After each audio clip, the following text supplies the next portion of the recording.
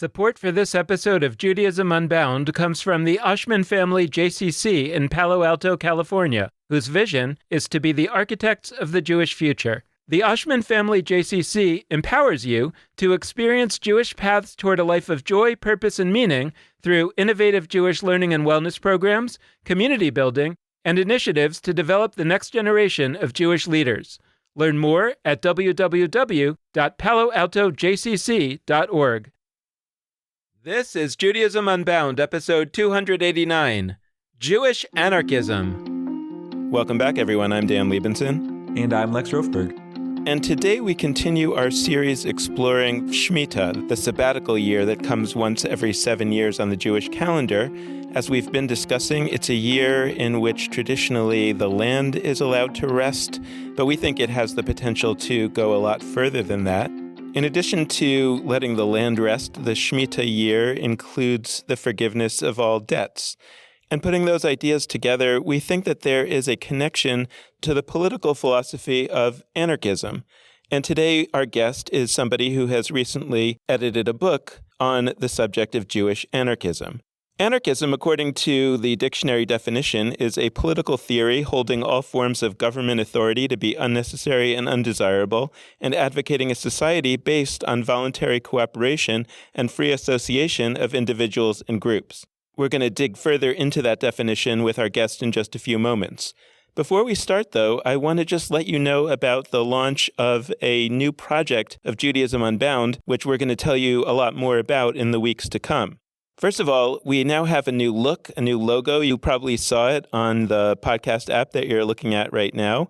One of the really exciting things about a new logo is that we're going to have new merchandise available soon, so you can wear your affiliation with Judaism Unbound with pride on t-shirts and other things like that. That's coming soon.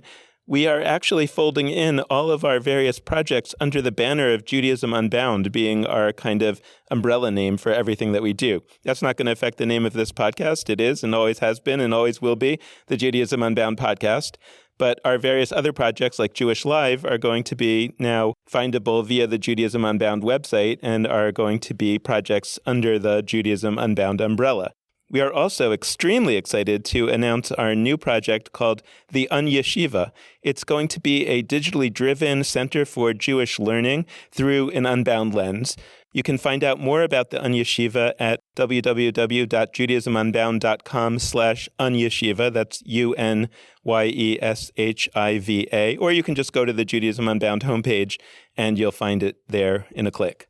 We're just teaching 2 classes this fall just to try it out and get things going, but we hope in the future to have many, many, many more classes taught by many, many, many more people and on many, many, many more subjects.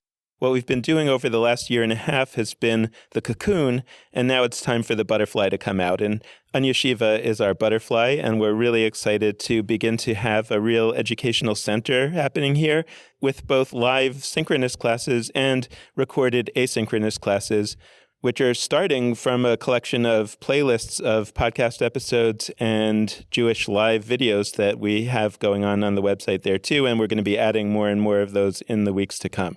So now let's get back to our guest. Our guest today, Cindy Milstein, is the editor of a recent book called There Is Nothing So Whole as a Broken Heart, Mending the World as Jewish Anarchists. It's an anthology of essays as well as art and poetry by Jewish anarchists reflecting on what ideas of anarchism have to teach us in our Jewish communities. Cindy Milstein has long engaged in anarchistic organizing, contemporary social movements, and collective spaces. And they are the author of Anarchism and Its Aspirations and the editor of anthologies, including the book that we're talking about today, There's Nothing So Whole as a Broken Heart, as well as Rebellious Mourning, the collective work of grief, and Deciding for Ourselves, the promise of direct democracy. Over the past few years, Cindy Milstein has focused on solidarity efforts for people facing state repression, organizing related to anti-fascism and abolition, creating magical containers of possibility, such as the Institute for Advanced Troublemaking's Anarchist Summer School and the Montreal Anarchist Book Fair, as well as various Jewish rituals under the stars and in the streets, and doing emotional and grief care. So without further ado, Cindy Milstein, welcome to Judaism Unbound. It's so great to have you. Thank you. I'm really honored to be a guest and to be with everyone who's listening today. And I just want to say your podcast is a real gift. Oh, thanks so much. We're always excited when we get a new listener. So I wanted to jump into this question about Jewish anarchism and anarchism in general. I think that perhaps the listeners of Judaism Unbound as a group are more knowledgeable about what anarchism is than maybe the listenership of another podcast. But I think there are a lot of listeners to this podcast who, when they hear the word anarchism, what happens in their mind is they just flash to, well, it's anarchy. It's terrible, right? It's just everything is going crazy, right? Something like that. And as opposed to having a sophisticated understanding of what anarchism really is as a philosophy. So could you just start by giving us a little bit of a primer on what we should be thinking when we hear that word?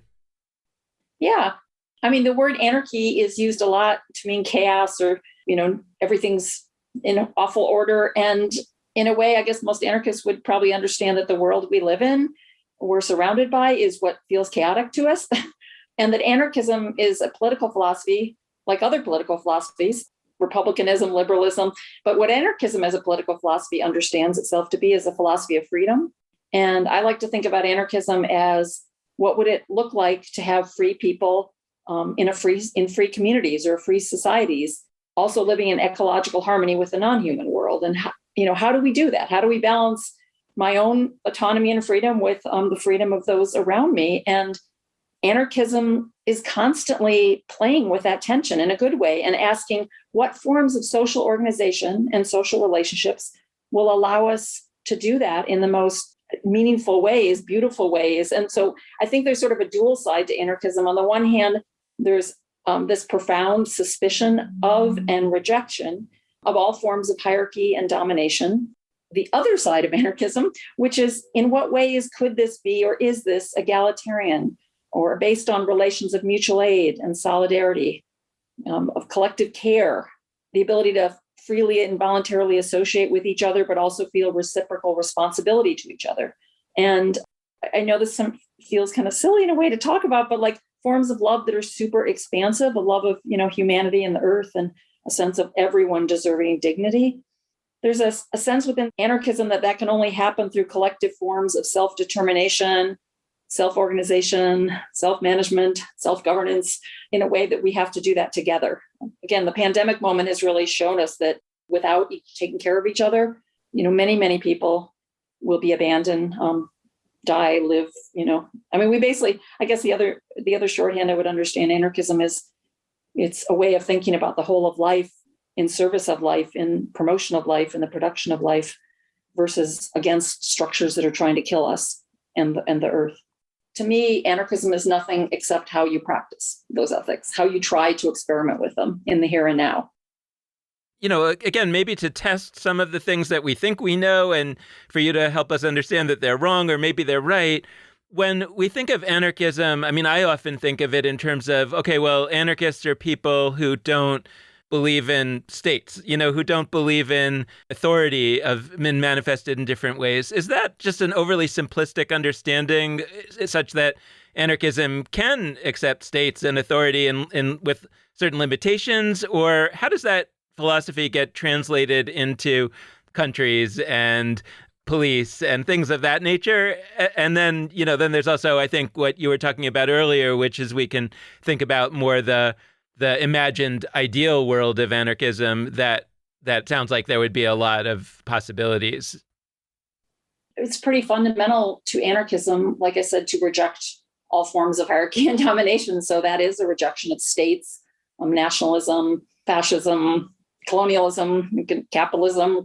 I think for me, just focusing on the anti is completely inadequate. One has to continually prefigure what a world without fascism or a world without capitalism or a world without states would look like. And I guess for me, as an anarchist, I fundamentally believe that everybody has the capacity to be murderous and to be loving and, to live in egalitarian relations and to want to dominate other people. And so how do we draw out the best of ourselves and the best of our communities together? And that's never going to be a static final moment. It's that, there have been many disproportionate number of anarchists who've been Jewish and One can say that's an accident, but I think it is actually completely understandable when you start talking about like the values of and some of the experiments and practices of how we understand Judaism. The emphasis in a way in Judaism, if we really kind of go back to its own sort of self-understanding, is that through forms of resistance, freeing ourselves from forms of enslavement and domination, and then coming into this space where together we are creating sacred, magical, self-governing spaces without states. And we're trying to figure out in that process, getting closer to approximations of the world to come, or freedom or liberation, right? One could say that at the heart of Judaism, it's really a story of and belief in liberation for everyone. And what does it look like to continually wander toward that, right? It's a continual journey. It's pretty simplistic under any form of political system to believe that there's this moment where everything is set and fine and it's going to stay the way it always is, right? So as an anarchist, especially right now in the context of Turtle Island, policing as a legacy of indigenous genocide and slave patrols and enforcement of all sorts of other racisms and xenophobias and anti-Semitism, their role has always been implicated in that, especially as we're moving into a sort of a fascistic age. Police become part of the enforcers of that. But yeah, so to have this idea that we would want a world without police, does it mean we're going to get there tomorrow? No, right? Because a world without police is moving toward fewer police. At the same time, it's us beginning to prefigure ways to deal with conflict and things in society that harm each other, right? So what is our strategy of reducing harm, which includes fewer police, at the same time of figuring out better ways to grapple with how we treat each other and how we want to relate to each other and why people engage in things that we think we need police for right now, right? Figure out ways to think about defying the logic of policing that gets inside our heads because we grew up in a society that's so structured around people thinking police protect us. Dan mentioned this a little bit in our intro before our interview part started, but like this episode is part of our prep for the sabbatical year for Shemitah. And I could imagine listeners saying like, why? Help me understand. Like you've been talking about Shemitah and that's this ritual in the Bible that seems to be constructed around human beings' relationship to the planet. Why Jewish anarchism now? Like, help me make sense of this. And so I'm going to try to make a little bit of sense of it. But basically, like, from my perspective, Shemitah is a massive chance to back out and consider what our society is and what we want it to be. And the entire purpose of it is to allow a reset, a recalibration to align society with our values. And when I think of people and groups that are really backing out, zooming out and asking, what should society look like? Anarchists are at the top of that list for all the reasons you just described. I mean, this is not a short-term set of pragmatic policies. That's not what anarchism is. This is a long-term, what do we want society to be? And so I'm curious to think about that, though, because of the Shemitah connection. I'm curious to think about, like, the Jewish piece of this. You mentioned, like, there's a lot of Jewish anarchists historically. And I think the tendency, people will talk about, Emma Goldman. Emma Goldman is a hero of mine. Even as I'm not necessarily like day by day of my life an anarchist, I am somebody who has been influenced deeply by her and by anarchism. And people look at Emma Goldman and I think they perceive somebody who like was Jewish in terms of her family heritage, whatever, but wasn't doing Judaism, right? Like we sort of distinguish between the people that are like going to synagogue, doing Judaism in that set of ways, and folks who are, yes, Jewish, but doing other things. And there's this setup where anarchism and Judaism are seen as like opposites, such that you couldn't be both at the same time. And so I'm curious to hear from you more about that point you made, that it's not an accident that Jews and anarchists are often overlapping circles of a Venn diagram. Like, what's going on there? And to the extent that you can help us understand through your book, I mean, your book gives beautiful examples through folks' writing of what that overlapping, overlaying of Judaism and anarchism can be. So I'd love to start hearing a little bit about that too. Yeah, Emma Goldman is such an interesting figure because the one anarchist that most people know and really was in tension with any kind of, relationship to Judaism or even wanting to use, even though could speak Yiddish, wanting to even use that language, for instance. But there, and there are plenty of other anarchists from that time period that were Jewish, in fact, like the largest running, and I think maybe the longest running, I think maybe the largest circulation Jewish anarchist newspaper in the world was Free Voices of Labor. There's a really lovely documentary film about it when it ended publication. What's interesting about this moment is there's this resurgence of Jewish anarchism that wants to be really visible and proud and public and bring those two together explicitly as both a politics and, people are using different words depending on their belief systems. I don't believe in God, and I don't understand myself as religious, but there's a whole spectrum of what's unique about this moment. There's a spectrum of many of this people who are resurgent in Jewish anarchist circles who are actually embracing Judaism, becoming rabbis, trying to understand how you can bring Judaism, Jewishness, Jewish practice, Jewish history, and anarchism together. This moment has come about for many, many reasons, including, over the past maybe 20 or so years, a lot of anarchists who were Jewish started doing solidarity work with Palestinians, more people understanding themselves as queer, transgender, genderqueer, non-binary, who are wanting to have a place within Judaism and Jewishness. So there's a throwing off of assimilation too. And all these things in a way to me have led to this really beautiful flowering of a Jewish anarchism and a Judaism that's anarchistic.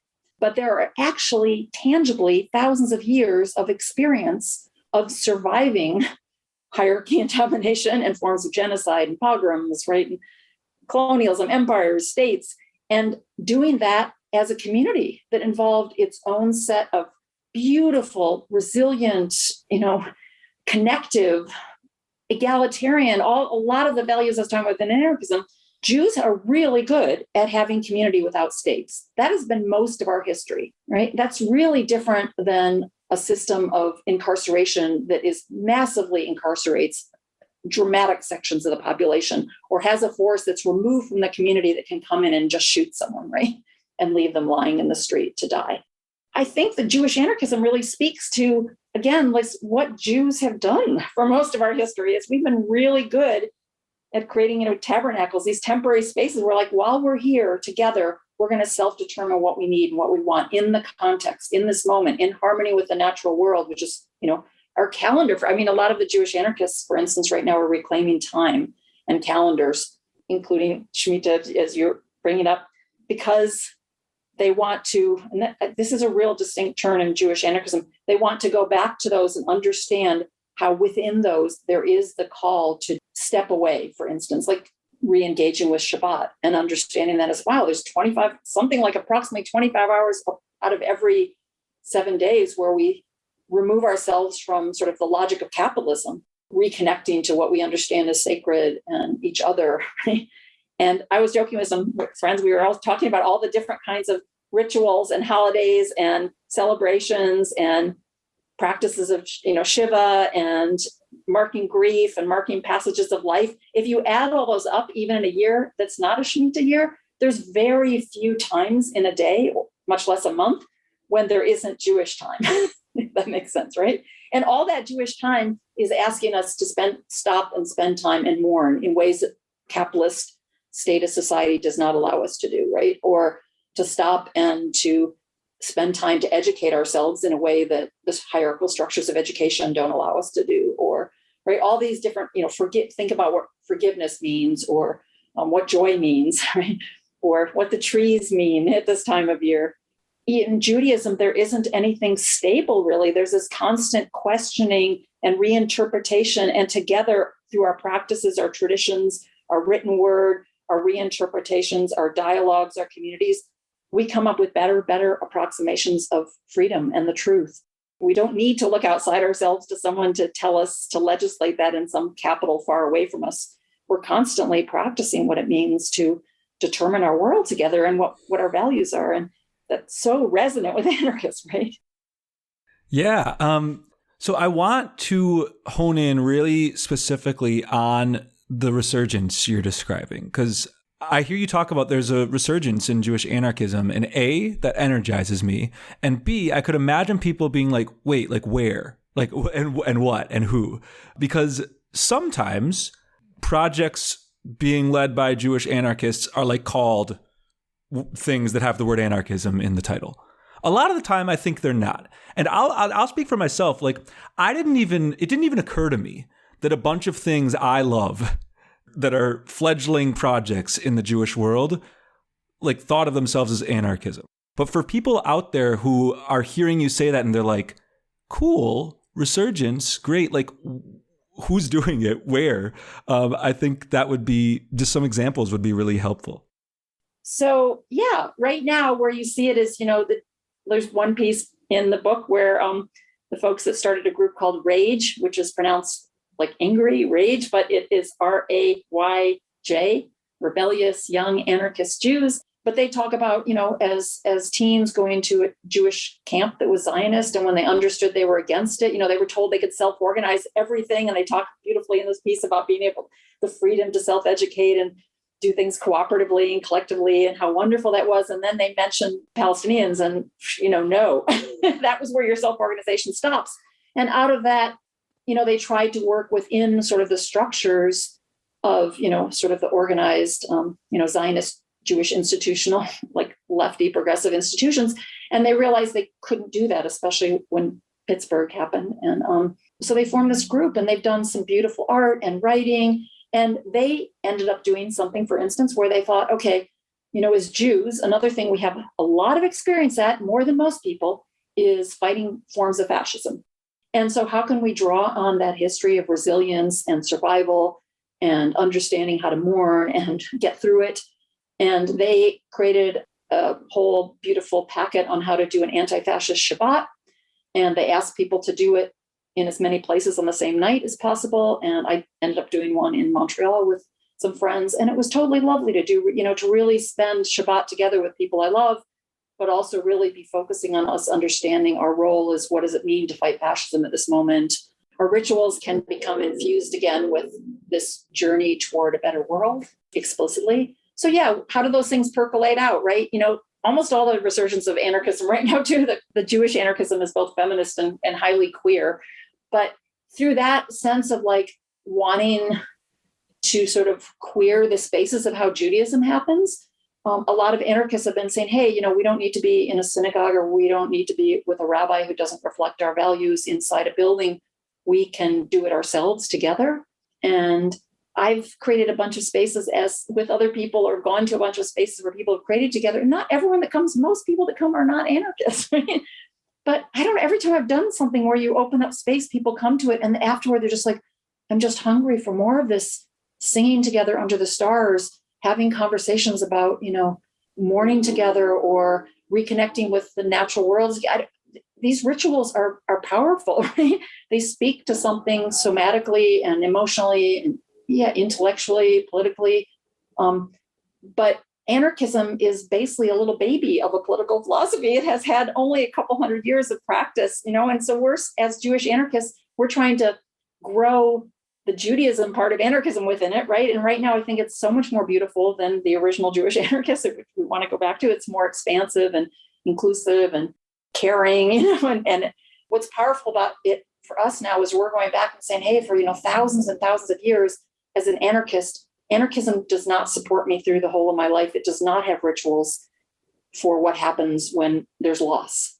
And how do we grapple with that as a community? And it does not have rituals for setting aside time to gather together to eat and to have conversations.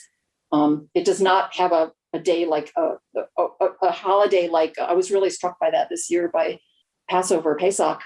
This time once a year for thousands and thousands of years. During the pandemic, the self-organized rituals have really struck me of how, they really saved my life and so many other people's. Is you're like, people have done this before. They've gone through times like this that have been so isolating and so separate. And we've lost so many people in so many places and so much. And we've come together on things like Pesach to revisit what our journey is toward freedom and liberation, what it means to have community together, right? That's really powerful. And in anarchism, there isn't that, structure. Most of our structures have gotten lost with the pandemic, for instance, the gathering places we had. But Jews are like, okay, even if it's just me lighting a candle, I can have those conversations with my ancestors, with those who came before me. I wanted to go back to what you were talking about specifically in terms of Zionism and anti-Semitism a little bit, because I was struck when I was reading your book at how many of the essays or the pieces of writing talked about anti-Semitism in one way or another. There was a lot about the shootings at the Tree of Life Synagogue in Pittsburgh. And to some extent, I think that's partly a result of there being a vibrant anarchist Jewish community in Pittsburgh. So we could talk a little bit about that. But I was surprised by how much conversation there was about anti-Semitism in the book. And I'm thinking about Zionism in the sense that I think a lot of people who are Zionists understand Zionism to be very much a response to anti-Semitism, saying that basically the Jews have suffered for so long, or were suffering for so long under the authorities of the states of Europe, and that Zionism became necessary as a way of getting the Jews out of there. And then the response is to create a Jewish state, which obviously is not within the philosophical framework of anarchism. And I'm curious, though, how do anarchists often look at something like a crisis of anti-Semitism or oppression, in this case of Jews, but of course you mentioned, and there's so many other peoples that are oppressed. What is the way for oppressed peoples to respond to their oppression in an anarchist framework? Yeah, how do we understand diaspora as not something that we're trying to run away from, but something that we can, different moments, radical Jews have thought about this before. How can we, wherever we are, really be there? And I think especially within, we've been displaced onto all sorts of other people's lands. And what is our sort of responsibility as displaced people way before the state of Israel, being pushed onto all sorts of, or wandering to all sorts of people's lands, and that other people lived there before. So, and sort of to get back to the Shemitah, right? What does it mean to live in common, as opposed to understand that you have to eradicate someone else or fence someone else off, or, Yeah, so I don't know, there were so many other choices besides forming a state out of the trauma we have, right? But there is a real question, which the anthology grapples with, I think, so movingly, and I really wanted it to. About half of it was, we do have this ancestral trauma that's based on reality. There's been many moments where no one has, saved us, right? So that real trauma of who is going to protect us, that fear is real. And in the anthology, it really grapples with how do we not let that fear turn into something that then wants to do that to other people. And in the case of Israel, one of the weapons to survive has been to call people anti-Semitic if they oppose that state. In the United States, there's, you get called unpatriotic, maybe, right?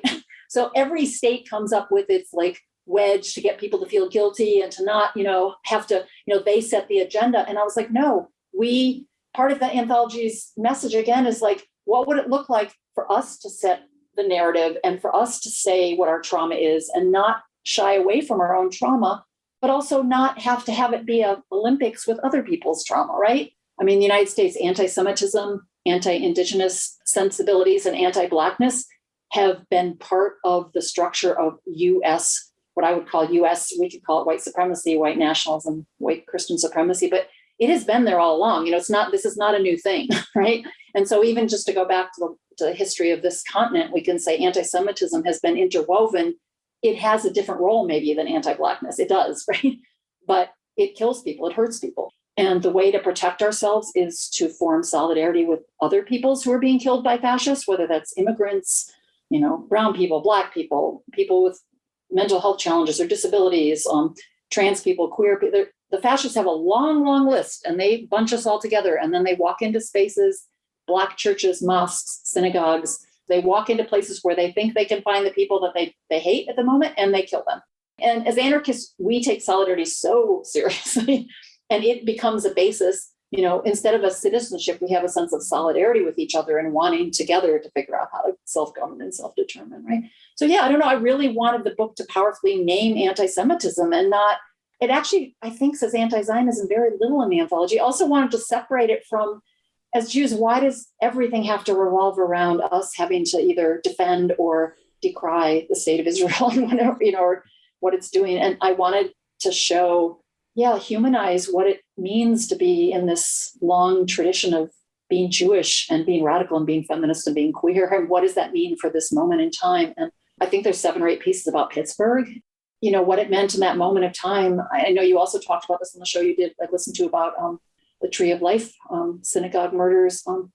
What a complicated moment that was. That was, killing Jews that were doing immigrant solidarity work, Jews that do that because we understand our own place in being in solidarity because we too were there, or maybe again, and Jewish anarchistic folks in Pittsburgh, which you talked about, did that beautiful thing, which I think was so distinctly different in a way. Was there like, we can both do our ritual and our politics at the same moment and be anti-fascist and anti-white supremacist and anti all the forces that caused this moment. But people did that publicly. And in that public space, they also created a direct action that tried to block Trump from coming to mourn when he is part of this whole structure, which again goes back way before Trump. How do we hold I think as Jews are really good at holding the messy complexity of the world and the beauty and not understanding that actually is life. Life is beautiful and messy and complex, right? You get together for a week and you do shiva and you laugh and you cry and you scream and you argue and you eat, and, and you sob and you do everything that's messy together. And you're there with each other as community. That is exactly life, right? We don't shy away from that. I want to talk a little more on the Shemitah front because I think we have a unique opportunity with you to dive into the side of Shemitah that I think is less emphasized. So in general, I think people are focused on our relationship to the planet, to land. Some people interpret it as to the land Israel, because in the Bible, it's talking about relationship to that particular land. I interpret it, and our show has interpreted it, to mean our relationship to the planet generally and to land wherever we are. But the other side is that every 7 years, there's a command in Torah to relieve folks of debt. Debt forgiveness is right there. And we live in a time where issues of debt and the economics of our society and how it's been structured so that the people that are in debt and aren't in debt are not accidental, and they're the product of all the oppressions that we've inherited. And so I wanted to go there directly. What would it look like if we structured our relationship to money and not around the idea that everybody constructs their own money individually, all the assumptions of capitalism where we're kind of all in competition and certain people win that competition and have abundant resources and other people are impoverished? Like, what would it look like if we structured that around care? I mean, the word caring, it's coming up in how you're talking now, and it came up in the book over and over again, just relationships of care and mutual aid. What would it mean if we structured our relationship to one another around those assumptions? We would see people struggling with debt, and we would relieve that debt every once in a while as a structural component of society, like every 7 years. How would we understand the economics of the sabbatical year? And more generally, like how would you call on us through the lenses of Jewish anarchism to relate to debt? I love words, but I looked up the word, the sense of like release. What does release mean? If that's one definition of it. And the definitions were to set free from restraint or confinement or servitude. And it just really got me thinking, what would a call look like if Jewish anarchists, and I'm hoping to get some Jewish anarchists to do this, if we were to write up something that, was just, who knows if anyone would act on it, but just kind of like an impulse to be like, what would that mean to really take that seriously? In an even more expansive sense than you just mentioned, is to be like, what would it look like to have debts forgiven in a way that really actually gets at our relationship to how we want to have a just and healthy or equitable society, right? One thing I was looking up on Shemitah said it was talking about opening up anything that's private to the commons, right? The commons, which is for everyone's shared use and enjoyment, but not to the point of depleting it. I know one thing that jumped to my mind is debt forgiveness is like, there's just poignant stories already of people being evicted on large scale, even though it's, there's a moratorium, but there's ways landlords can push people out. But when that moratorium ends, people have massive rent debts, right? And there's probably not going to be, a lot of people that are doing work around housing are just, anxiously anticipating with horror what's going to happen when the moratorium ends. So what would it look like to really take seriously debt forgiveness around housing right now? Both, forms of Shemitah ritual and politics of actually doing everything from supporting people who are facing eviction but also actually putting their bodies on the line and doing direct action eviction defenses. And those sometimes actually work, maybe medical bills is another one, right? So if we could think of tangible things that people could do, both in a ritual sense to acknowledge it, but actually it calls for people to think about organizing and coming to it explicitly, whether you're a Jewish anarchist or a Jew, as a Jew. But I also really like this idea of thinking about, setting free from confinement, focusing on the police and prison complex and what it means for people to feel under constant threat of imprisonment because of the carceral and prison system, again, on this specific place we live, Turtle Island. Just to clarify that term, in case anybody hasn't heard it before, Turtle Island is an indigenous name to refer to the territory that is often called North America. It's a term that many indigenous rights activists and indigenous people themselves use to refer to that territory. I don't know. I'm just thinking aloud. I just feel like there's so much juiciness in Shemitah, right? So much incredible beauty. And for us to make the most radical of demands, and how I understand radical is to get at the roots. What does it mean for us? And we're good again as Jews, get at the roots of words and argue about the exact meaning. And I'm sorry to interrupt, but just to when you say radical is getting at the roots, we've talked about this on the show before, but that's like the literal, like in math. Just in case listeners didn't make that connection, the radical is like the square root or the cube root or anything like that. Sorry, back to you. Yeah. No, so I just think Shemitah is just such a beautiful imaginary to think about how all the dreams we could put out this year. And I guess as an anarchist, my thing is, dream big. It's not that all of it will happen, but if we don't dream big, nothing will happen, So I really love this idea. I'm really appreciative you bring this up because I'm now even more intrigued about how to figure out Jewish anarchist practice, even if it's in writing or art or rituals, to think about the possibility of what it would really mean for all of us to be free from the constraint of privatized land, of burdens like debt, of our disconnected relationship to land and community. There's so many other ways in which anarchistic Jews have done this with some other holidays that are kind of gaining, whether it's like upcoming Yom Kippur, where they're like, okay, fasting, whether one chooses to fast for oneself, but if we take those imperatives seriously about who has food and who doesn't, and called to on Yom Kippur to engage with sharing food in communities, getting again to the root of what I understand Judaism to be, community in solidarity without states, and us journeying to get to freedom. Popping in with a note to definitely check out our show notes. We, in talking about debt just now, neither Cindy nor I thought to mention the Jewish anarchist David Graeber, who wrote an incredible book called Debt, The First 5,000 Years. And he died just about a year ago, and he's just a really great person for folks who are looking to connect with somebody who is Jewish and an anarchist activist to learn from. And because that book, Debt, is so deeply connected to the theme of debt in the Shemitah year, we wanted to make sure that we gave not only a mention in our show notes on the website for this episode, but also an out loud reference in the body of the episode itself. So definitely check that out. And now back to Dan for the next question. To build on what you're talking about in terms of Shemitah, I wanted to go back to something that you said early on in our conversation when, referring to yourself, you said something like, I'm not religious, or I don't identify as religious. And I'm really excited about how excited you are to dig into these concepts like Shemitah, et cetera, that a lot of people who don't understand themselves to be religious will say, well, that's a religious concept, so it's of no significance to me. That for me, Judaism is other things that don't read as religious. That might be food, that might be certain historical or cultural things that don't have a religious root. And one of the things that we've been talking a lot about on this show from the very beginning is that it doesn't need to be limited there. That a lot of these religious ideas, it may be that the religion part of it is kind of a user interface, that maybe that doesn't work for a lot of people, but that's not a reason why the underlying idea, so in the case of Shemitah, the idea of releasing the land for some period of time or releasing debts or whatever, that idea is equally powerful whether you come at it through a religious framework or you're somehow encounter it in another way.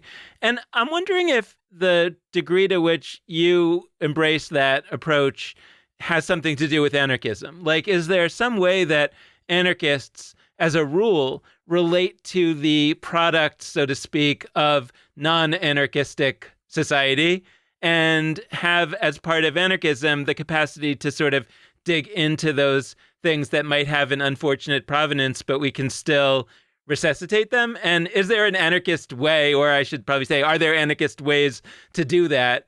Because I think we could learn a lot from anarchists if that's the case. I think part of it's looking for, like as Leonard Cohen sort of sings, is the cracks where light gets in. I mean, Walter Benjamin's work, who I really like, was like, you look at the totality of sort of the disasters of this world, and then we also have to find those cracks of light.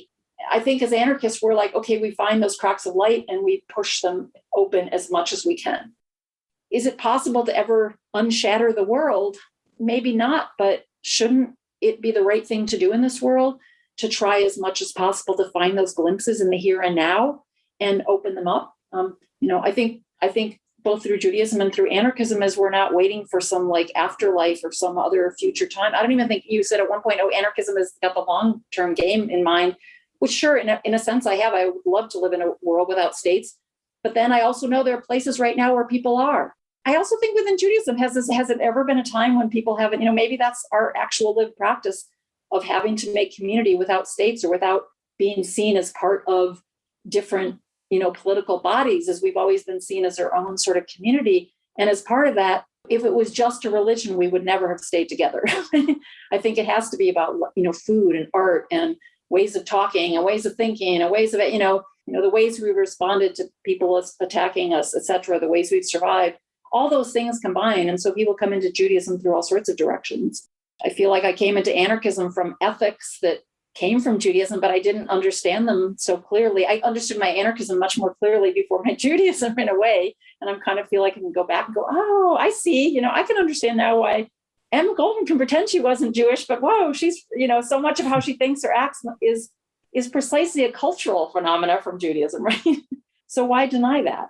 We're happy to push across borders that open up space for solidarity and mutual aid and collective care and, including more and more people. I was thinking, I meant to say this during the Shemitah, I visited one of a growing number of Jewish, anarchistic, often queer, feminist farms. And there's a big network now across Turtle Island. They're not all anarchists, but I would say they're very anarchistic, a lot of them. I was so struck by visiting the person who had beautifully walked around the land, and they were just talking about how they think about Shemitah year coming up.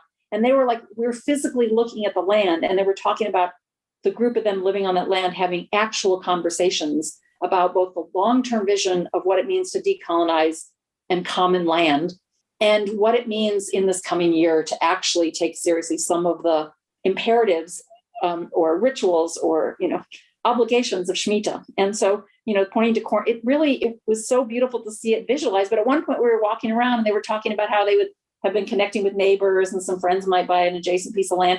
And they talked about, oh yeah, it's like Shabbat when you put the string around a neighborhood and you understand that you step under this wire and you're in the world to come for this time period. You're in this space that is outside the mundane, that is sacred. But we understand that wire to be this, we can imagine it, but we can imagine it continually spreading out farther and farther and farther into the whole of the world is encompassed in that. Will that ever happen? Who knows? But I just thought that was we were standing there looking at trees and there was no wire, right? They were just talking about this beautiful understanding with their arms about, there are borders right now between us, but that's not what we want. So why limit Judaism to some definition of what someone understands religion to be or spirituality, or if it has deep meaning and it guides my ethical practices and my connection to life and getting me through life and my ability to build community, why do we have to have boundaries? Yeah, a good question for a show called Judaism Unbound. Why do we have to have boundaries? Yeah, we love that question. So I've got one last question to bounce off you. And it's a funny one to ask last, but I actually like that we're asking it last. I mean, normally when we have folks who wrote books or edited anthology collections like yours, we kick off with, tell us about your book, how it came together. And we got at it a little bit, but I'd love to just close out with getting to know you a little better and to know your book project a little better, because in a way that is gorgeous, that we love, we've really been in the realm of ideas and Shemitah and politics. Like we've been talking about ideas, and we haven't talked so much about your journey towards becoming a Jewish anarchist, or I guess more practically towards editing this book. So tell us more about the ways in which this book came together. There's Nothing So Whole as a Broken Heart. How did that come to be, and how did you come to be the one to do so? I was traveling a huge amount. I did a different anthology called Rebellious Mourning, The Collective Work of Grief, which is also a bunch of stories. And I don't know, that anthology, I started really understanding the power because I do grief work. I just feel like that's where people are often their most human and intimate and full in those moments. And I did, I don't know, 120, 130, I did a lot of going around to places, and I'd open up spaces for people to share stories about losses. And oftentimes there were communal losses, and they were just, each one was so beautiful, such an honor and so moving. But I noticed oftentimes I'd be put up in a house and people go, oh, everyone lives here is Jewish and we're doing Shabbat.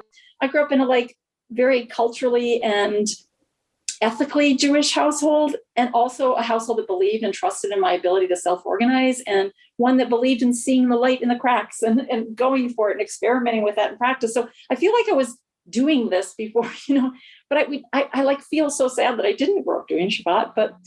And I think that's one reason why I wanted to do this book, is I was like, why did my parents make the choice to be both proud Jews and assimilate in ways that I wish they hadn't?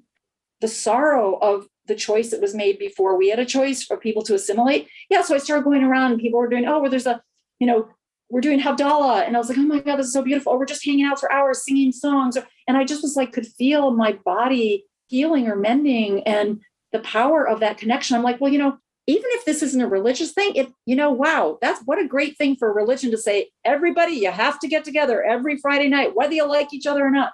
You have to hang out with each other for 24 hours and argue and schmooze, and you're stuck with each other every week. And as I started going to Shabbat, that alone, just traveling around, you realize how much in this society right now, again, on this Turtle Island, people are so isolated, individualized, and separated, and disconnected, and barely know who they live right in. That kind of knowing the mundane about each other in this not mundane time, checking in about who died or who got a new dog, or, whether that's, God told us to do it, or, we thought it was a good idea to keep our people together in community. I was like, wow. And hearing about Purims and, seeing art and meeting more Jewish collectives, and people were going, oh, we're doing a study group, which anarchists do a lot, but we're learning Yiddish. I'm like, what? Or Ladino. So it's like, something's going on. And it was not only that something's going on, but I was realizing, wow, this makes my anarchism complete. It makes me feel whole. And so I thought, okay, this is what I do. I do anthologies. I'm really proud of this, but I'm not proud of the fact that most of those Jews that I'm seeing when I'm wandering around are too scared to talk about anti-Semitism because they feel like they're going to get criticized, or they're ashamed. Who am I to speak about my own trauma? Who am I to talk about Judaism as liberatory because people have all these, or who am I? And I was like, who are we? We are wonderful. We are beautiful. We have so many incredible, really powerful concepts, whether people are Jewish or not, as do Muslims, as do, queer people who aren't Jewish, all these things, right? So why are we denying this, right? Why are we assimilating out ourselves? So yeah, I thought, okay, I'm just going to let people, I think the oral, people telling stories to each other, putting them in writing and letting the stories, I really think in that anthology, the pieces don't agree with each other, but they dialogue with each other, and they meld, and they show you different ways to do things, and they provoke you to think about other ways to do things, which is what I love about doing these messy, beautiful storytelling anthologies.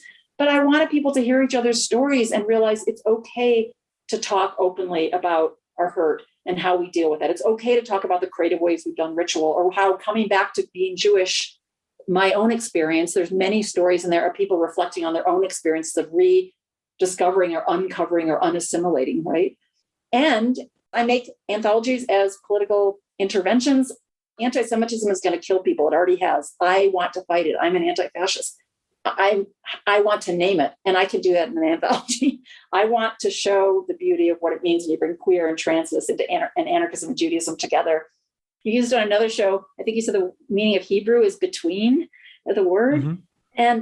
But I think what's cool about this moment is why it's so Jewish anarchism offers such sort of vision and openness and expansiveness, is because it's queer and trans, which is like people that exist in a liminal space. And the best of Judaism is, the most holiest to me is in this liminal space, when we don't know if it's night or day or the beginning or end of Shabbat, this beautiful moment of seeing farther, right? And so I wanted the anthology to show us that we can see farther, even if you don't call yourself an anarchist. we can see past these boxes that have been limiting and stealing from us, And the last thing I want to say is, I know you'd mentioned to me in an email, the dedication is to our ancestors. And it's so general, but I just thought, for me, putting the anthology together it's us that have kept us going, right? For some remarkable reason, we've managed to survive all sorts of plagues and horrible things again and again. And we've resisted our own annihilation again and again and again. And I want to celebrate what's liberatory and beautiful and artistic and aesthetic about that. We're not victims, we're strong, powerful people that have so much to contribute and we have to this world, right? And how do we celebrate that? Well, there's no better way to close out an episode than just with a question about how can we better celebrate? How can we better celebrate that? Whether that's the pieces of Jewish anarchism that you create a space to celebrate in your book, whether that is this Shemitah year that we are about to celebrate. Glad to close that way, and just so glad, so thrilled, so thankful that you were able to join us for this conversation. Thanks so much. Grateful for the time spent together. And I wish everyone the best and the most connective of high holidays ahead. Yes, absolutely. Thank you, Cindy Milstein, and absolutely wishing everybody a Shana Tova, a Happy New Year, even though we're not quite there yet, but we will be soon. So wishing everyone the best in our lead up to the high holidays, and then once we get there with Rosh Hashanah and Yom Kippur. So we are going to close out this episode, and we're going to do so in the way that we always do, by encouraging you to be in touch with us. You can do that in a whole bunch of different ways. First, there are our Facebook and Instagram and Twitter handles, which are all Judaism Unbound. You can head to our website, judaismunbound.com. And last but not least, you can always hit us up via email at dan@judaismunbound.com or lex@judaismunbound.com.